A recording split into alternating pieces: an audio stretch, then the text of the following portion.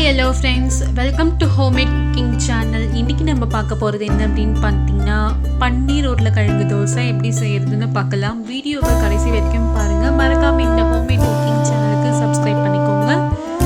இப்போ வாங்க இந்த பன்னீர் உருளைக்கிழங்கு தோசை எப்படி செய்கிறதுன்னு பார்க்கலாம். நான் வந்து பார்த்திங்கன்னா ஒரு உருளைக்கிழங்கு தோல் உரிச்சு வச்சுருக்கேன். அதை வந்து நல்லா துருவிடுங்க. வச்சு நல்லா துருவிடுங்க. உருளைக்கிழங்கு நல்லா துருவிட்டு பன்னீர் வந்து நான் 100 கிராம் எடுத்திருக்கேன். அந்த பன்னீரையும் நல்லா வந்து துருவிடுங்க.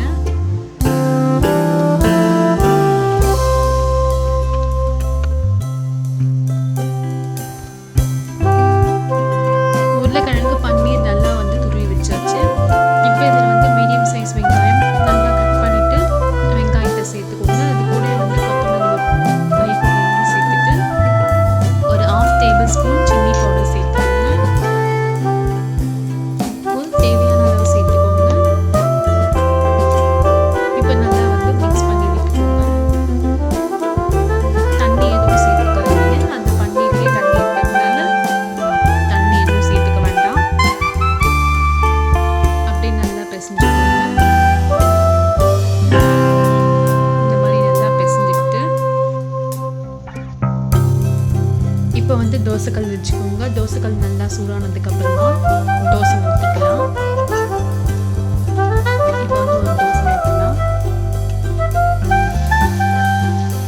இந்த மாதிரி தோசை ஊற்றிட்டு அதில் வந்து நம்ம மிக்ஸ் பண்ணி வச்சிருக்க இந்த உருளைக்கிழங்கு பன்னீரை சேர்த்துக்கலாம். இந்த மாதிரி தூவிட்டு எண்ணெய் கொஞ்சமாக விடுங்க.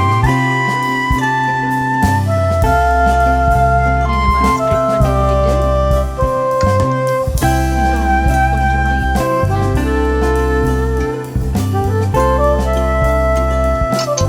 இப்போ வந்து ஒரு மூடி போட்டு மூடி விட்டுருங்க. தோசை வந்து நல்லா வேகட்டும்.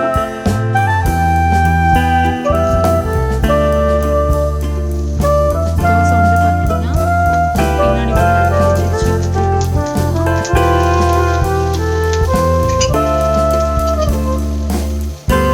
லைட்டாக எண்ணெய் ஸ்ப்ரெட் பண்ணி விட்டுக்கோங்க.